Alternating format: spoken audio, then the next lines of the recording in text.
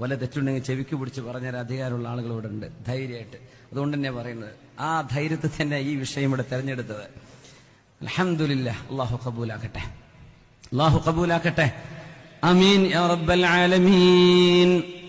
മഹാനായ ഹാഫിദ് ഇബ്നു ഹജർ അൽ അസ്ഖലാനി തങ്ങൾ നബി സല്ലല്ലാഹു അലൈഹി വസല്ലം തങ്ങളുടെ മൗലിദ് ആചരിക്കാൻ പറ്റുന്നത് ചെയ്യേണ്ടതാണ് എന്ന് എവിടെ നിന്നാണ് തെളിവെടുത്തത്?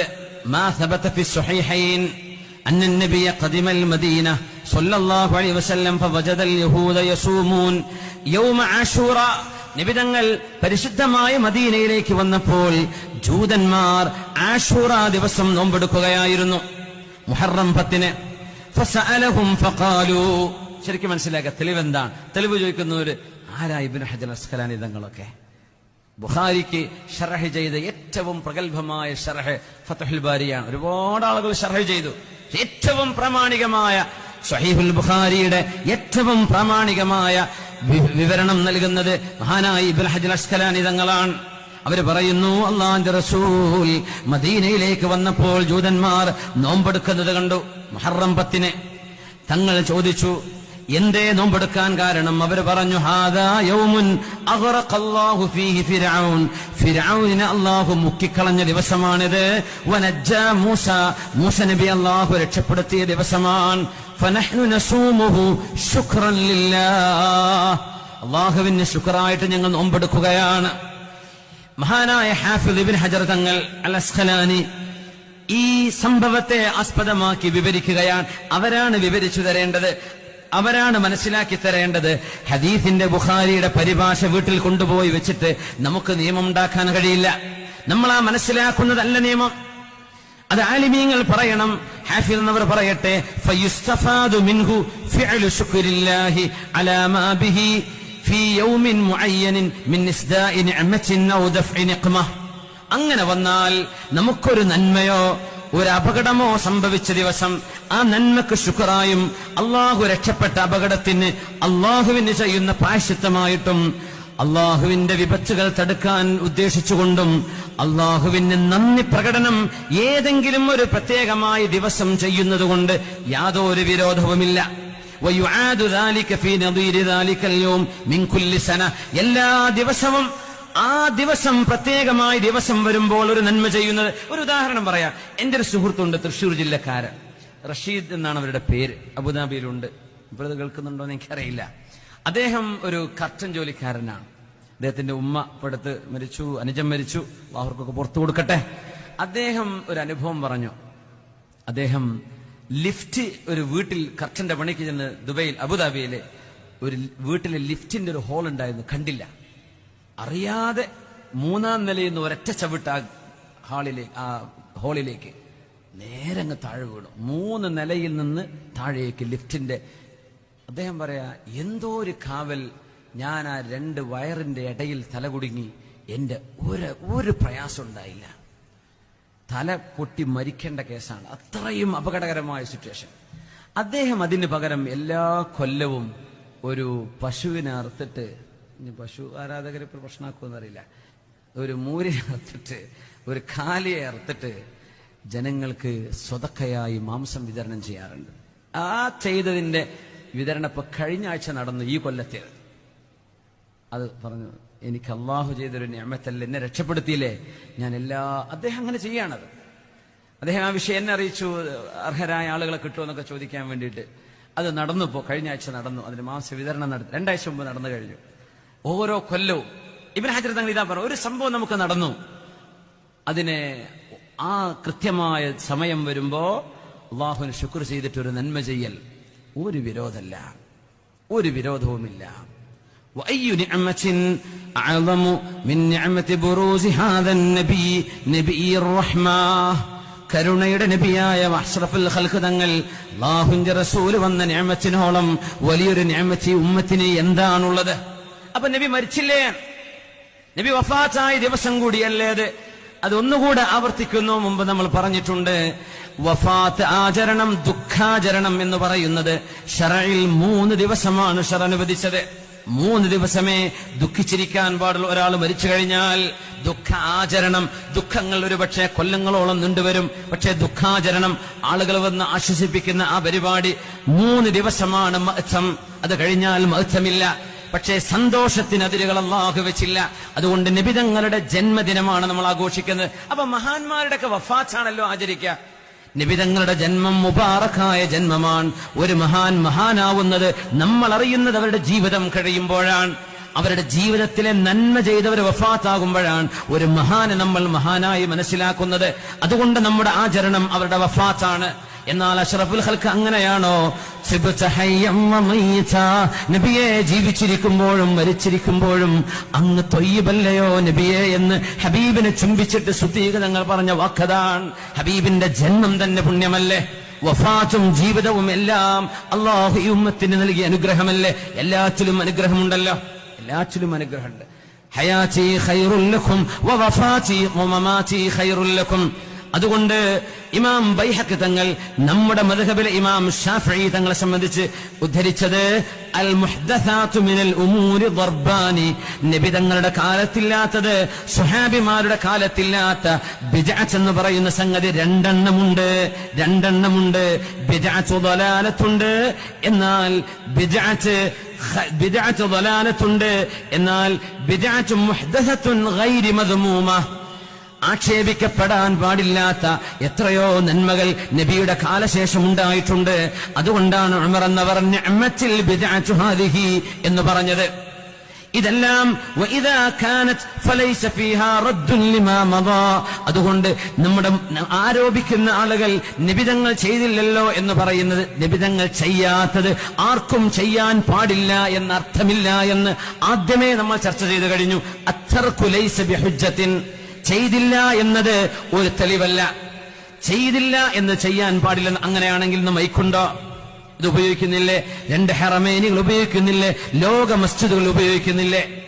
എന്തെല്ലാം സംവിധാനങ്ങൾ, എന്തെല്ലാം സംഗതികൾ, കോടിക്കണക്കിന് സംഭവങ്ങളില്ലേ തങ്ങളുടെ കാലത്തില്ലാത്തത്? നമ്മൾ ഉപയോഗിക്കുന്ന മൊബൈൽ ഫോൺ അടക്കം ഇതിന്റെ വിധി എന്താ? ജായിസ് അൽ അസ്ലു അൽ ഹിൽ, ഹലാലാവലാണ് അസുല്, ഹറാമാവണം തെളിവ് വേണം. അസ്ലു അലൈക്കും മാ ഹറമ റബ്ബി, എന്റെ റബ്ബ് ഹറാമാക്കിയത് എന്താണെന്ന് ഞാൻ പറഞ്ഞു തരാം.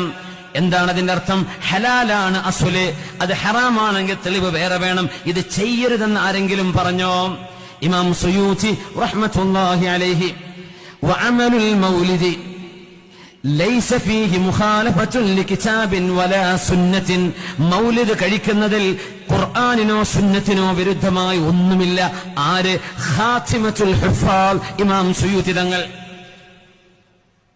വലാ അസറിൻ വലാ ഇജ്മാഇൻ, പണ്ഡിതന്മാരുടെ ഏകാഭിപ്രായത്തിനോ സ്വഹാബത്തിന്റെ അസറിനോ നബിയുടെ സുന്നത്തിനോ അള്ളാന്റെ കിതാബിനോ വിരുദ്ധമായി ഒന്നും മൗലിദ് കഴിക്കുന്നതിലില്ല, നബിയുടെ ജനനം ആചരിക്കുന്നതിൽ ഇല്ല. ഫഹിയ ഗൈറു മദ്മൂമ, അത് ആക്ഷേപിക്കാൻ പാടില്ലാത്തതാണ്. ആര് പറഞ്ഞു? ജലാലുദ്ദീൻ സുയൂത്തി റഹ്മഹുല്ലാ. കമാ ഫി ഇബാറത്തി ശാഫിഈ, ശാഫിഈ തങ്ങൾ അങ്ങനെയല്ലേ പറഞ്ഞത്? നബിയുടെ കാലത്തില്ലാത്തത് എല്ലാം ശിർക്കാണ്, കുഫറാണ്, ബിദ്അത്താണെന്ന് പറയല്ലേ. ഫഇന്ന ഇത്ആമ, ഭക്ഷണം കൊടുക്കുന്നത്, അതിൽ അൽ ഖാലി അൻ ഇഖ്തിറാഫിൽ ആഥാമി, തെറ്റുകളില്ലാതെ ഭക്ഷണം കൊടുക്കുക. കള്ള് വിളമ്പി അത് ഹറാമാണ്, ചെയ്യാൻ പാടില്ല. പാവപ്പെട്ടവർക്കും വിശക്കുന്നവർക്കും കൂട്ടുകാർക്കും നാട്ടുകാർക്കും ഭക്ഷണം വിളമ്പിക്കൊടുത്താൽ എന്തു കുഴപ്പം? ഫഹുവ ഇദൻ മിനൽ ബിദ്അഇൽ മൻദൂബ, അത് സുന്നത്തായ ബിദ്അത്താണ്. കമാ അബ്ബറ ബിഹി അൻഹു ബിദാലിക സുൽത്താനുൽ ഉലമാഇ അൽ ഇസ്സ് ഇബ്നു അബ്ദുസ്സലാം. സുൽത്താനുൽ ഉലമ ഇസ്സ് ഇബ്നു അബ്ദുസ്സലാം തങ്ങൾ പറഞ്ഞ പോലെ ഇത് സുന്നത്തായ ബിദ്അത്താണ്. അതാണ് ഇമാം ശാഫിഈ തങ്ങളുടെ അഭിപ്രായമെന്ന് മഹാനായ ഇമാം സുയൂത്തി റഹ്മത്തുള്ളാഹി അലൈഹി. ഇനി ആക്ഷേപിക്കേണ്ടവരെ സുയൂത്തി ഇമാമിനെയാണ് ആക്ഷേപിക്കേണ്ടത്, നമ്മളല്ല.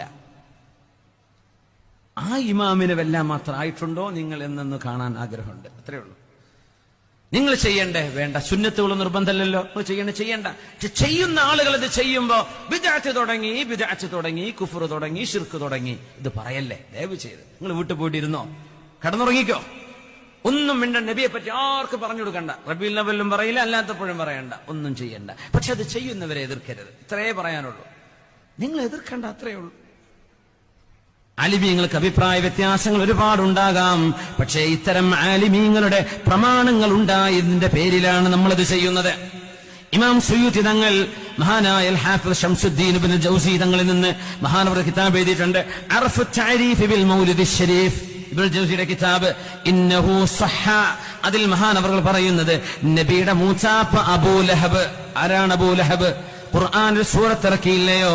തബ്ബത് യദാ അബീ ലഹബിൻ വതബ്, അബൂലഹബ് നശിച്ചു എന്ന് ഖുർആൻ എത്ര പറഞ്ഞു. അവൻ നരകത്തിലാണെന്ന് പറഞ്ഞു.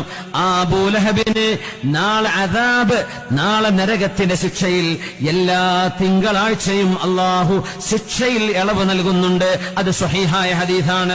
ലിയഅ്താഖിഹി സുവൈബ എന്ന അടിമ സ്ത്രീ, അള്ളാന്റെ റസൂല് ജനിച്ചു, നിങ്ങളുടെ അനുജൻ അബ്ദുള്ളക്ക് മുഹമ്മദ് എന്ന മോൻ ജനിച്ചു എന്ന സന്തോഷ വാർത്ത നബിയുടെ മൂച്ചാപ്പയും നബിയെ ഉപദ്രവിച്ച ആളുമായ അബൂലഹബിനോട് അബൂലഹബിന്റെ അടിമ സ്ത്രീയായിരുന്ന സുവൈബ ബീവി വന്ന് പറഞ്ഞപ്പോൾ അബൂലഹബ് സന്തോഷം കൊണ്ട് അവരെ സ്വതന്ത്രയാക്കി വിട്ടു. ആ സന്തോഷം പ്രകടിപ്പിച്ചതിന്റെ പേരിൽ കാഫിറായ അബൂലഹബ് ജൂസിയ ഫിന്നാരി ബിഫറഹിഹി ലൈലത മൗലിദിൻ നബി, അല്ലാഹുവിന്റെ റസൂൽ ജനിച്ച ആ രാത്രിയിൽ ആ പെണ്ണിനെ സ്വതന്ത്രയാക്കി സന്തോഷം കാണിച്ചതിന്റെ പേരിൽ നരകത്തിൽ എല്ലാ തിങ്കളാഴ്ചയും അല്ലാഹു അബൂലഹബിന് ശിക്ഷയിൽ ഇളവ് കൊടുക്കുന്നുണ്ടെങ്കിൽ ഫമാ ഹാലുൽ മുസ്ലിം അൽ മുവഹിദ് മിൻ ഉമ്മത്തി മുഹമ്മദിൻ, മുഹമ്മദ് നബിയുടെ ഉമ്മത്തിലെ മുസ്ലിമീങ്ങളുടെ അവസ്ഥ പിന്നെ എന്താണ്? കാഫിറിന് പോലും അബൂലഹബ് നരകത്തിലാണെന്ന ഖുർആനിന്റെ വ്യക്തമായ പ്രഖ്യാപനമാണ്. ഖുർആനിന്റെ നസ്സുൻ സ്വരീഹുൻ വാളിഹ്. എന്നിട്ട് പോലും നാളെ അല്ലാഹു നരകശിക്ഷയിൽ നിന്ന് അബൂലഹബിന് എല്ലാ തിങ്കളാഴ്ചയും ഇളവ് കൊടുക്കുന്നുണ്ടെങ്കിൽ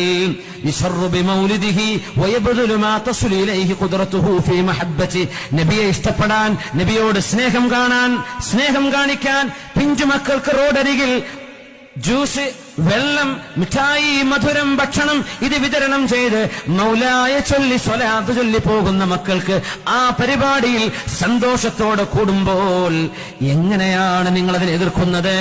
ആ മുഅ്മിനായ മനുഷ്യന് എത്ര കൂലി അല്ലാഹു കൊടുക്കും? ഇത് മുഅ്മിനീങ്ങളാണ് ചെയ്യുന്നത്. ലഅംരി ഇന്നമാ യകൂനു ജസാഉഹു മിനല്ലാഹിൽ കരീം അൻ യുദ്ഖിലഹു ബിഫദ്ലിഹി ജന്നത്തൻ നഈം. അല്ലാഹു ആ മുഅ്മിനീങ്ങളെ ഹബീബിനോട് സ്നേഹം കാണിച്ചതിന്റെ പേരിൽ സ്വർഗം കൊടുക്കുമെന്നല്ലേ പറയേണ്ടത്? ഒരു സംഭവം പറയട്ടെ. അള്ളാഹുവിന്റെ റസൂലിന്റെ സ്വഹാബികളിൽ ഒരാൾ കള്ളു കുടിച്ചതിന്റെ പേരിൽ പല പ്രാവശ്യം നബിയുടെ മുമ്പിൽ വന്ന് അടിവാങ്ങിപ്പോയ ആൾ, മദ്യപാനത്തിന് ശിക്ഷ വാങ്ങിയ ആൾ. അപ്പോഴാണ് മൂന്നാമത്തെ തവണ ശിക്ഷ വാങ്ങി പോകുമ്പോൾ സദസ്സിൽ നിന്ന് ഒരാൾ പറഞ്ഞു, ലഅനഹുല്ലാഹ് മാ അക്സറ മാ യുഅ്താ ബിഹി, അള്ളാഹു ശപിക്കട്ടെ ഈ മനുഷ്യനെ. എത്ര തവണയാണ് കള്ളുകുടിച്ച് നബിയുടെ മുമ്പിൽ കൊണ്ടുവരപ്പെടുന്നത്? നബി തങ്ങൾ 1, 2 തവണ ശിക്ഷിച്ചില്ലേ? വീണ്ടും കള്ളുകുടിക്കുകയോ? അള്ളാഹ് ശപിക്കട്ടെ എന്ന് പറഞ്ഞത് തെറ്റ് ചെയ്തതിന്റെ പേരിലാണ്. അള്ളാഹുവിന്റെ റസൂൽ എന്താണ് പറഞ്ഞത്? ഹദീസ് സ്വഹീഹായ ഹദീസാണിത്. തങ്ങൾ പറഞ്ഞു, ലാ തൽഅനൂ, ആ മനുഷ്യനെ നിങ്ങൾ ശപിക്കരുതേ. ഫഇന്നല്ലദീ അഅലമു, ഞാൻ അറിയുന്നത്, അന്നഹു യുഹിബ്ബുല്ലാഹ വറസൂലഹു, ഇയാൾ അല്ലാഹുവിനെയും അവന്റെ റസൂലിനെയും സ്നേഹിക്കുന്ന ആളാണ്. ആളുകളുടിയനാണ്, പക്ഷേ നബിയോടും അള്ളാഹിനോടും സ്നേഹമുണ്ട്. ആര് പറഞ്ഞു? മുഹമ്മദ് റസൂലുള്ളാഹ് സല്ലല്ലാഹു അലൈഹി വസല്ലം. അതുകൊണ്ട് ഹുബ്ബിന് അത്രയും പാപങ്ങൾക്കിടയിൽ പോലും ഹുബ്ബിന് സ്ഥാനമുണ്ടെങ്കിൽ മുഅ്മിനീങ്ങൾ ചെയ്യുന്ന ഈ നന്മക്ക് അല്ലാഹു സ്വർഗം കൊടുക്കുമെന്നാണ് എന്റെ പ്രതീക്ഷയെന്ന് മഹാനായ ഹാഫിദ് ശംസുദ്ദീൻ ഇബ്നുൽ ജൗസി റഹ്മത്തുള്ളാഹി അലൈഹി, മഹാനായ